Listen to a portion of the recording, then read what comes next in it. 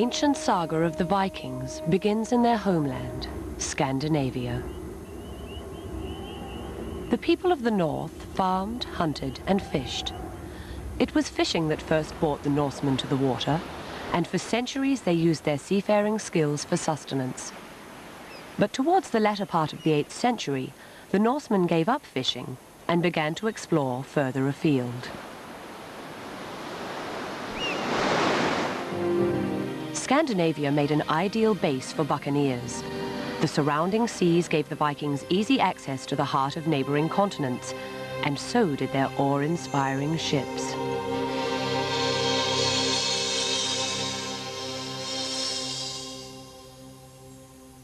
Viking ships were technological miracles, painstakingly developed by the Norsemen over nearly 10 centuries. The breakthrough came in the 7th century, when the Vikings invented the keel, raised a mast, and hoisted a sail. This boat is one of the many that have been recovered, yielding some of the Viking secrets about design and construction. Wedges were driven into freshly cut trees until they split along the grain. These planks kept their shape whether wet or dry. Then they were planed smooth until the boards fit perfectly together in a clinker construction, overlapping as in a fan. As many as 20 great oaks were felled for such a boat. The hull was watertight, thanks to a coating of animal hair soaked in tar. It was stabilized with iron rivets. Art was as important as craft. Carved dragon heads kept evil spirits at bay. Art permeated every aspect of Viking life. Even small everyday items such as combs were embellished with symbols, icons, and runes, the letters of the Viking alphabet. Runes were designed to be carved with a knife on wood. The runes have their own characteristic shapes. Curves were avoided because they were hard to cut. So were horizontal lines that might blend in with the wood grain, muddling the message.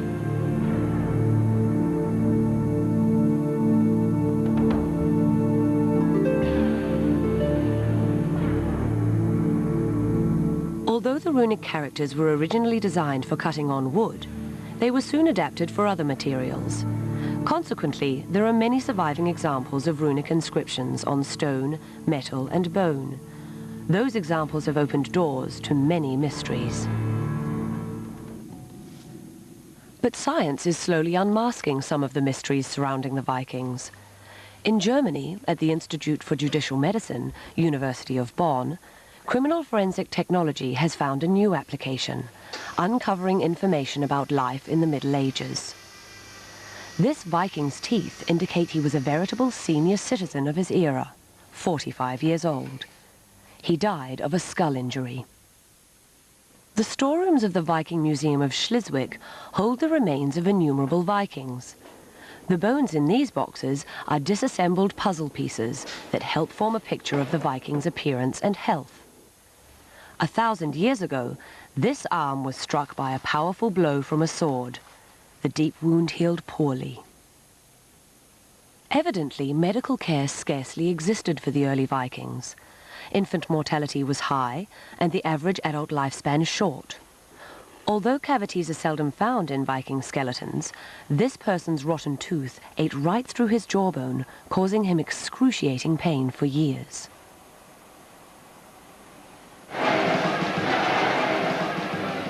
The Norsemen bore hardships, but they would soon become the embodiment of invincibility. At the end of the 8th century, the strong but isolated Norsemen became marauding Vikings, crisscrossing the seas to new lands. In wave after wave of attacks on monasteries, castles, and towns, the Vikings pummeled the coasts of England and France. The Vikings cleverly exploited the element of surprise, and some of their bloodiest invasions took place on feast days or during religious events. Within a few decades, the world had come to fear an ominous horizon, the red sails and dragon heads of the Vikings' fleet. The 300-year Viking reign of terror left few without battle scars. While groups of Vikings were settling in the British Isles, other Vikings sought their fortunes in another part of the world, into the uncharted lands of Viking legend. Sometimes the hunger for more open spaces provided the motivation to set sail. Other times the catalyst would be domestic conflict. After Viking Anderson killed the sons of an influential rival, he fled 1,500 kilometers northwest into the Atlantic, where he had heard rumors of a land where butter dripped from the grass. The climate had been growing milder for several centuries, which meant the thick ice that had once covered the whole of northern Europe was now receding, opening up new waterways and exposing new lands. Anderson and a couple of dozen settlers reached Iceland in the year 870. The first vistas of their hoped-for homeland were undoubtedly daunting. Two-thirds of the barren terrain consisted of lava and glacier. The climate was raw and winters were long and dark. The arrival of the Vikings frightened off Iceland's existing residents, Irish Christians.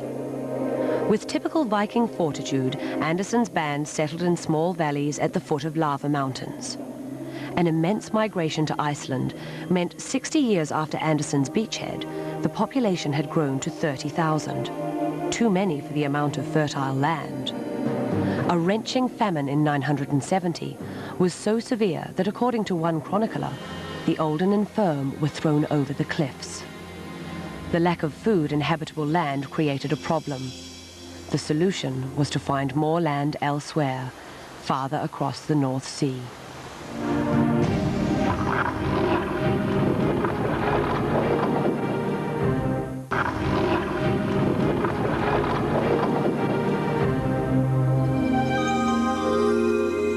In 982, Viking Eric the Red left Iceland with 500 men, women, children, and their belongings across the waters to a land he named Greenland. It was a perilous journey.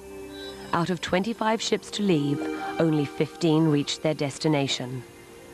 Nothing could have been further from their expectations. Greenland sprawls almost entirely within the Arctic Circle. Then, as now, the climate forbids agriculture. There was a dearth of basic necessities, too much iron and too little workable timber. Survival came to depend on trade with Scandinavia, back across the sea. By the year 1000, the population was estimated at 3,000 people living on 300 or 400 farms. This small community of Vikings endured for 500 years before disappearing forever. In the cold cellar of the Copenhagen Geophysical Institute in Denmark, history is stored at minus 60 degrees Celsius.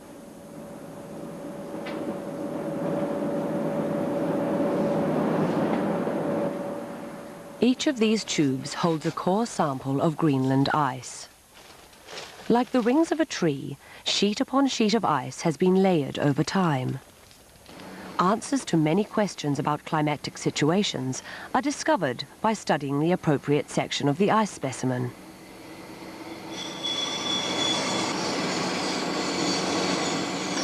To the naked eye, one crushed ice cube differs little from another. By atomically dissecting the ice, extremes and seasonal variations in precipitation are revealed. In this apparatus, the heavy oxygen isotopes found in the water are counted. When their number is great, a warm climate is indicated.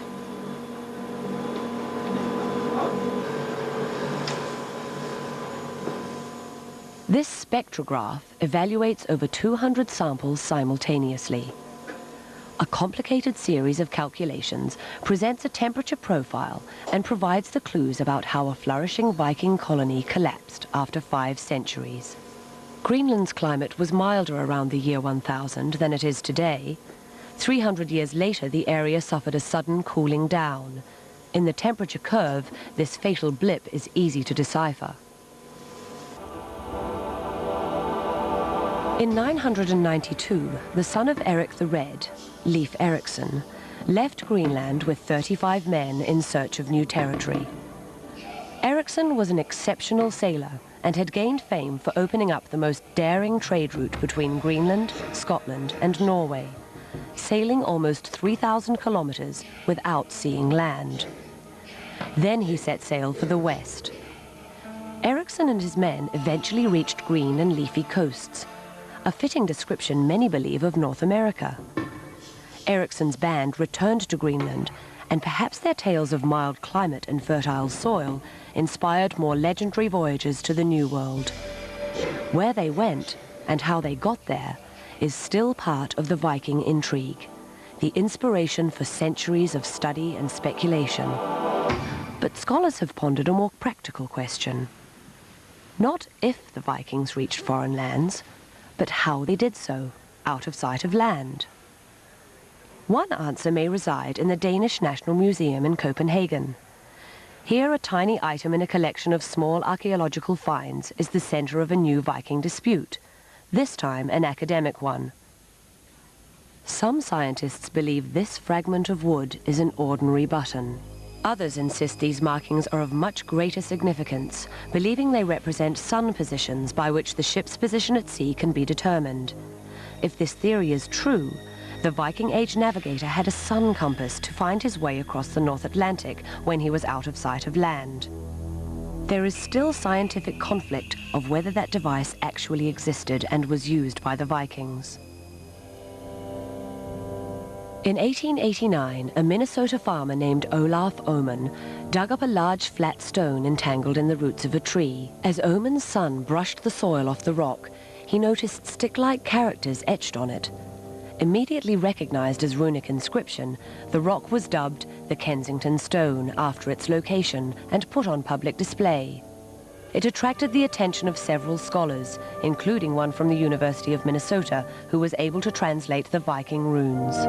8 Swedes and 22 Norwegians on exploration journey from Finland westward. We had to camp by 2 rocky islets, 1 day's journey north from this stone. We were out and fished one day. After we came home, found 10 men red with blood and dead. Have 10 men by the sea to look after our ships, 14 days' journey from this island. Year 1362.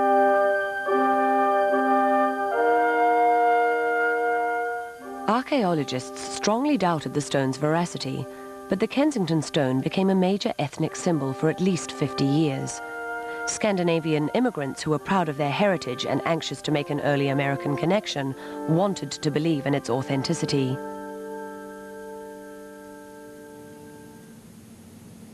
Documents from Oman's estate, housed at the Minnesota National Archives, such as these newspaper clippings, showed how much he enjoyed the fame and how well this allegedly illiterate man knew his Scandinavian history.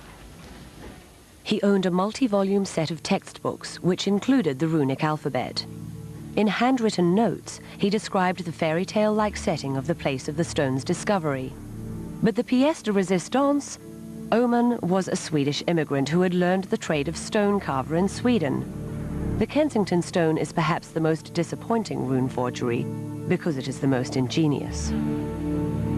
The only items discovered in the New World which have a legitimate claim to be Viking relics aren't even on the American continent today.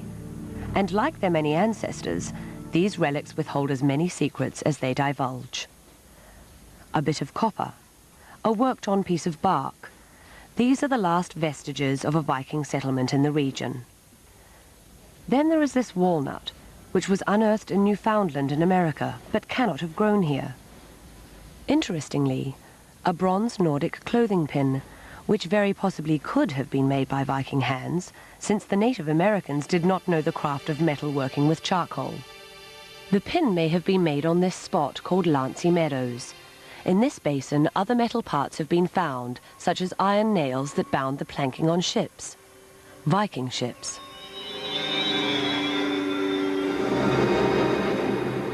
Whether used to explore the New World or to pillage the Old, the ships were a critical element of the Viking success.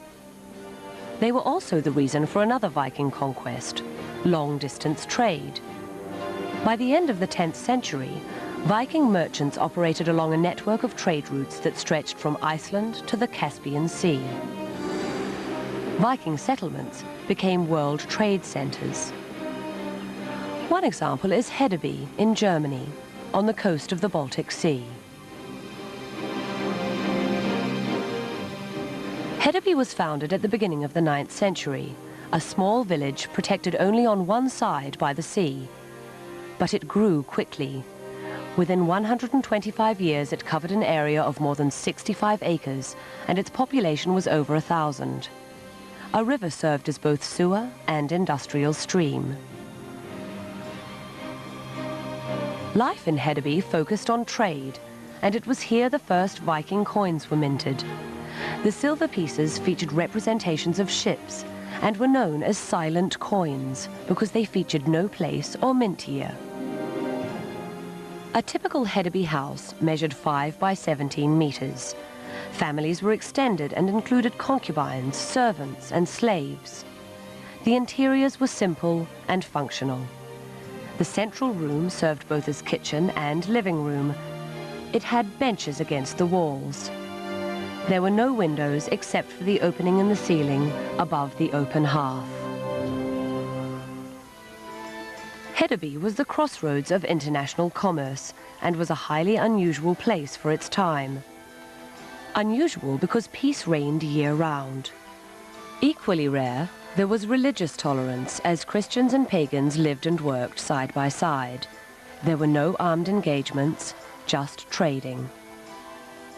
Today, the ramparts which stood watch over the town are camouflaged in greenery. The once swarming metropolis is now a massive graveyard. Archaeologists are akin to scientific grave diggers. Instead of a spade, they use a geomagnetic data logger, a system which measures the magnetic properties of the ground. Every alteration in the earth, whether it's caused by old beams or broken bowls, is picked up and stored electronically.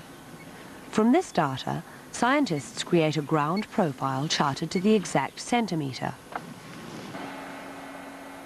Underground plotting is a meticulous process. A georadar shows the soil structure in even greater detail. The objects themselves remain undisturbed, preserved by Earth.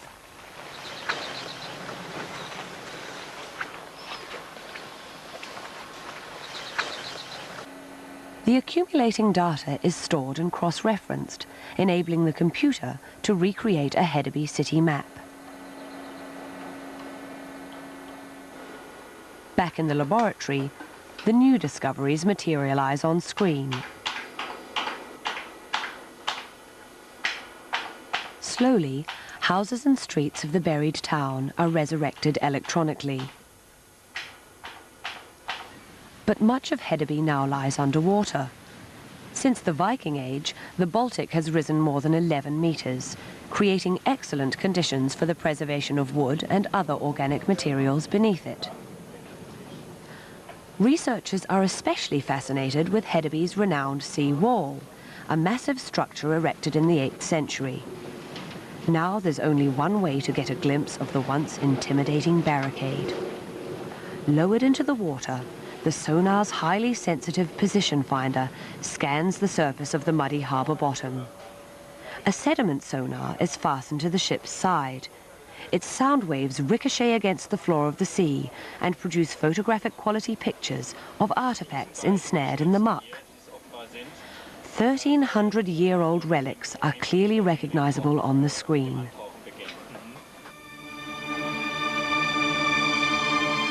Underwater archaeology is a relatively new discipline.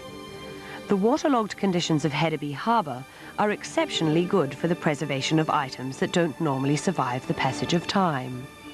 The diver's assignment today, to exhume part of the sea wall. His challenge? Choppy waters and a muddy sea floor. The combination renders underwater visibility almost impossible. Virtually blind, the diver must feel for his quarry, a 1,000-year-old beam.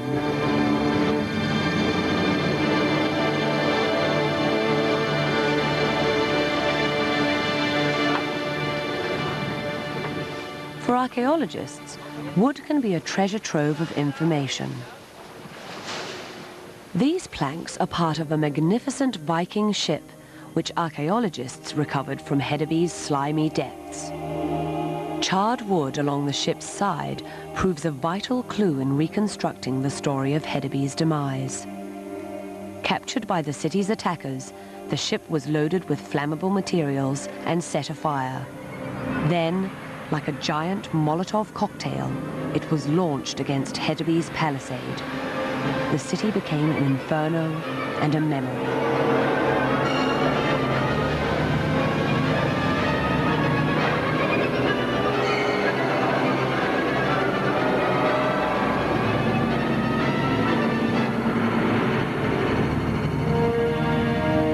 Whether or not Vikings set foot in America, one thing is certain. In places such as Hedeby, the Vikings truly discovered a new world. A world of trade, of peaceful coexistence. Victories on the battlefield were exchanged for success and commerce. Nations were born. Ironically, at the very moment their culture blossomed, they ceased to exist, and the Vikings became Danes, Norwegians, Swedes, Germans, English, or French. What remains of them today are remnants and riddles and runic sagas, pirate poets, warrior artists, ghosts. The Vikings elude us still.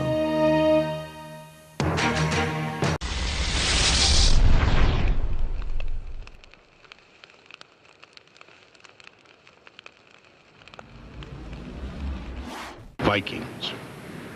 The word calls up images of giants, grim warriors and fearless sailors capable of bravery and barbarism in equal measure. They hailed from the Scandinavian countries now known as Norway, Sweden and Denmark. The bleak, mountainous interiors of their homelands made them an outward-looking people from the start. At the beginning of the Middle Ages, they began pushing their longboats out from the fjords, scanning the horizons for precious land and sources of trade, and terrorizing the hapless Europeans who stood in their way. For more than 500 years, they swept into Europe, east, south, and west. The westward-looking Norwegians would move stepwise across the Atlantic, from the British Isles to Iceland to Greenland, and finally to a mysterious place called Vinland, somewhere in America. Every schoolchild knows that the rogue Viking Leif Erikson set foot in the New World long before Columbus's historic voyage. But until recently, just how the Scandinavians managed this navigational feat remained a mystery. The questions persist. Did they try to colonize the Americas? And how much of their seafaring skill did they bequeath to medieval Europe?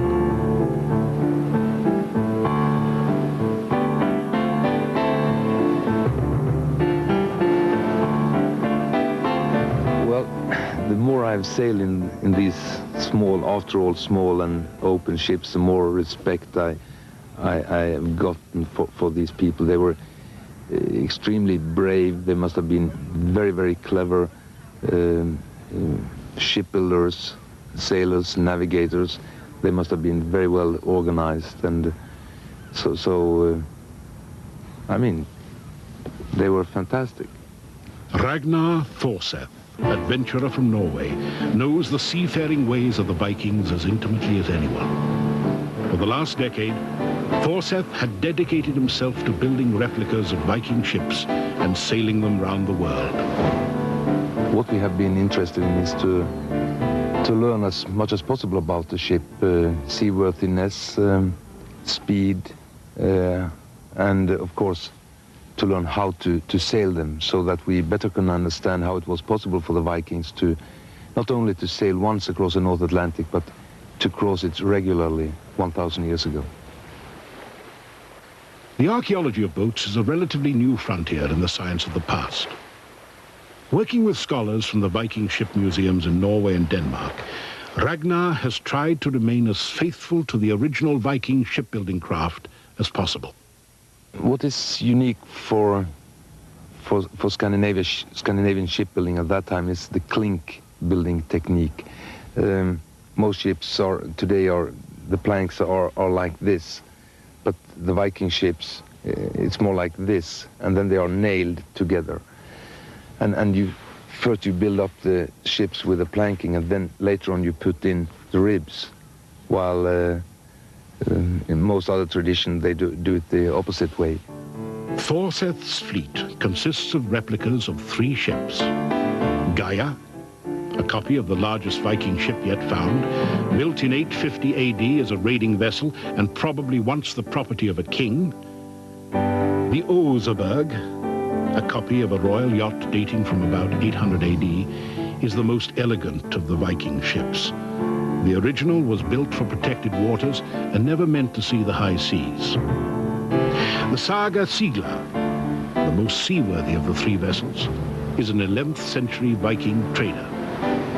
Well, if I were to cross the North Atlantic again, I would go for the Saga Sigla, the Knar. But if I were to compete in America's Cup, I would go for the Gaia. Beautiful, fast ship, really.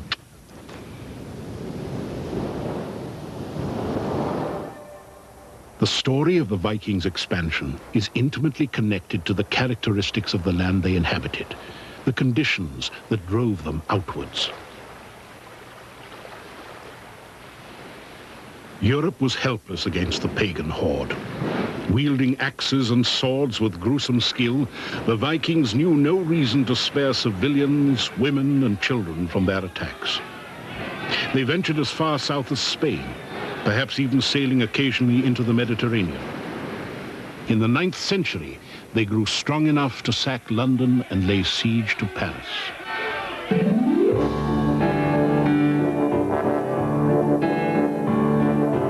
They settled parts of Ireland, northern England, and conquered the city of York.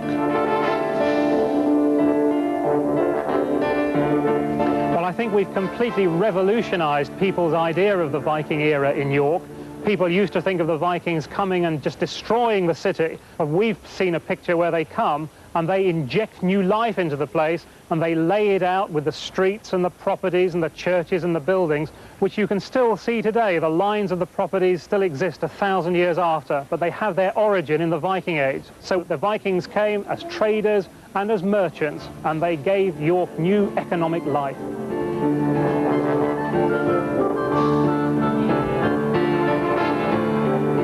From there, they struck out ever westward. The Faroe Islands, Iceland, Greenland. In the process, they became learned seamen. We are pretty sure that they were able to establish the latitude they were on, and that they would follow the latitude. We are pretty sure that they had a sun compass to help them establish the latitude. We also know that they were well familiar with the planets, with the stars. For instance, the polar star, they called that the leading star, so they would always know the true north. And of course, any time when it was clear weather, they would have the sun and the moon and the other planets. The problems, I guess, came up when they for many days had bad weather and couldn't see the sky.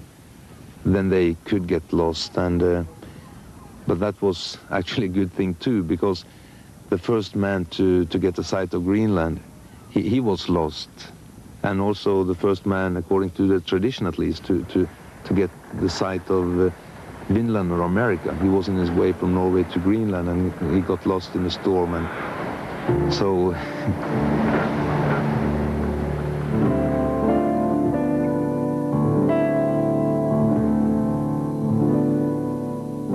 Our source for those westward journeys are two sagas, both of which tell of the volatile clan of Eric the Red.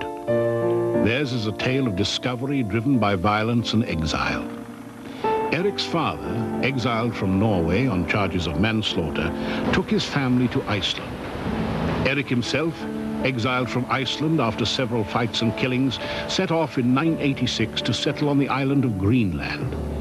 Eventually, the colony would grow to several thousand settlers. It conducted brisk trade with Europe for several centuries. Greenland was a rich country. It had many resources which Europe wanted in the medieval period. Things as prosaic as walrus hide, which were used for ships' ropes, through things as mysterious as narwhal tusks. which throughout medieval Europe was considered to be the unicorn horn, the horn of this sort of very mystical and mythical beast. The main commodity, however, was ivory. And walrus ivory from the tusks of the walrus that lived in more northerly waters of Greenland was the main form in which tributes and various tithes were paid to Europe by the Greenlanders.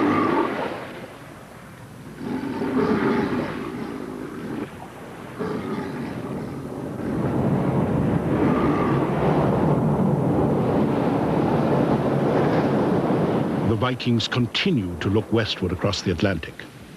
According to the saga of the Greenlanders, one Bjarni Herjolfsson was driven off course while trying to reach Greenland and sighted North America in 986.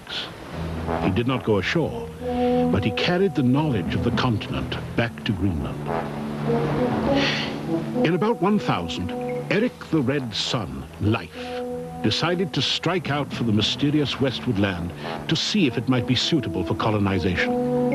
According to the sagas, Leif's expedition first happened upon a barren landscape backdropped by mountains and glaciers.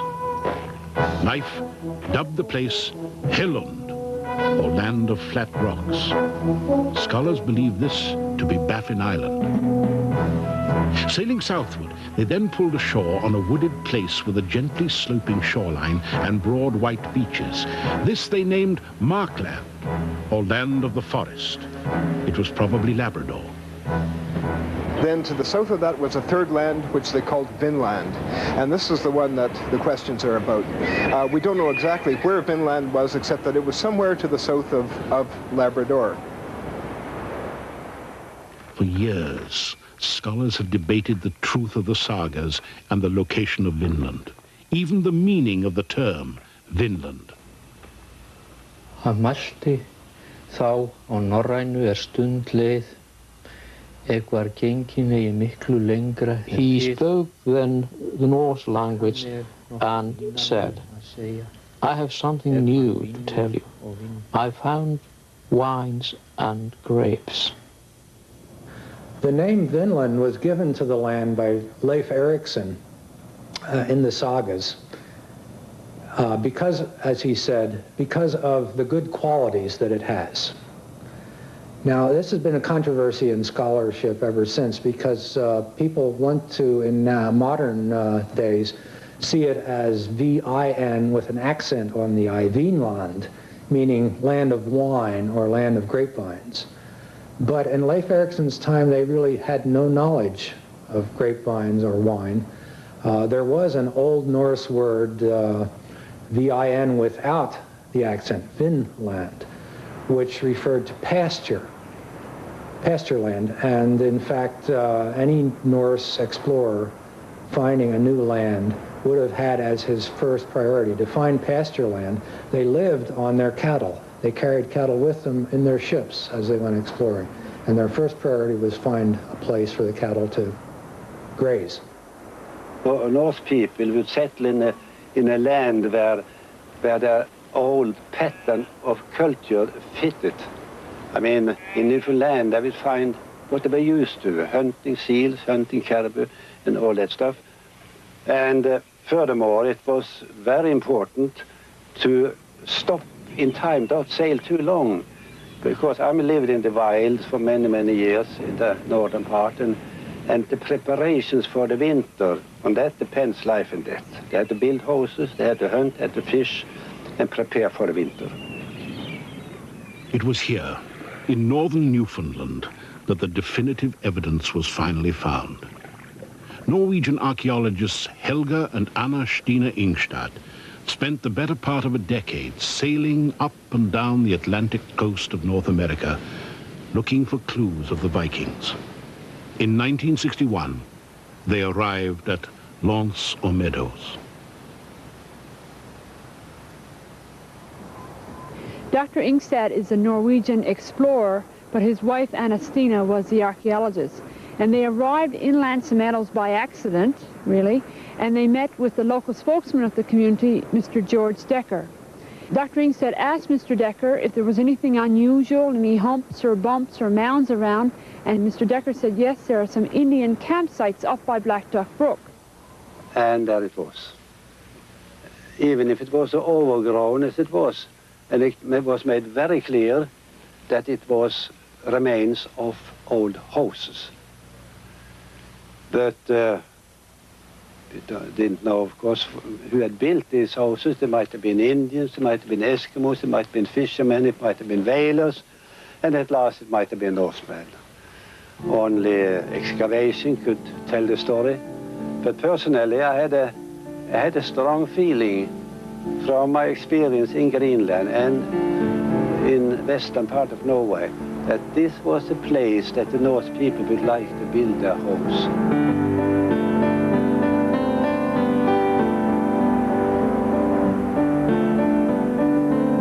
The Viking presence on North American soil some 500 years before the voyages of Christopher Columbus has now been definitively established at Lanceau Meadows. How is it possible then that such a monumental discovery would gradually fade from memory, that by the time of Columbus the notion of sailing off the edge of the world would again lurk in the imaginations of European explorers? The answer? It probably didn't.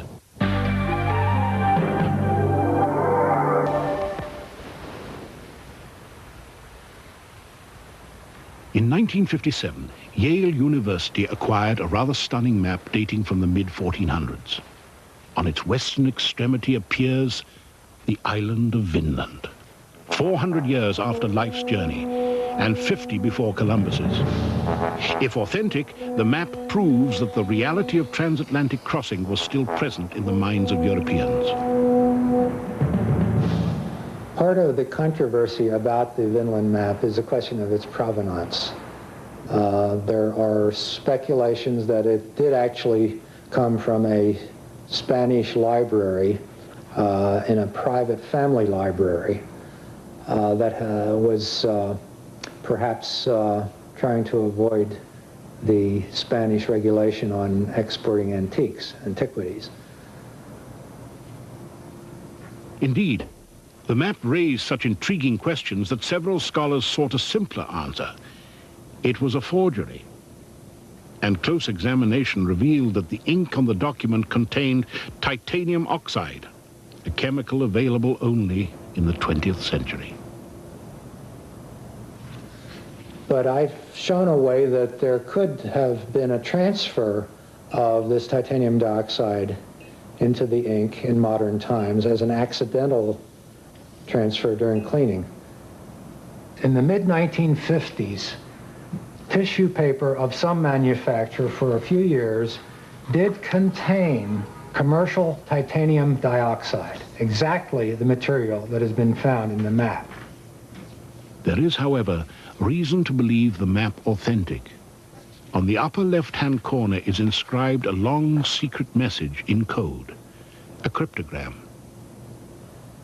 The discovery of the cryptogram in the inscriptions of the Vinland map shows that someone went to an awful lot of trouble to incorporate these cryptograms in the inscription. One does not create a cryptogram hidden in an inscription except by an awful lot of very hard retrying work, and just one change of one word in this inscription could destroy the structure of the entire cryptogram. For a forger to go to all the effort to incorporate two cryptograms in two separate inscriptions in the map is very difficult for me to imagine. If the map is indeed authentic, it testifies that the Vikings had lost nothing of their navigational skills in the years preceding the momentous voyages of Columbus.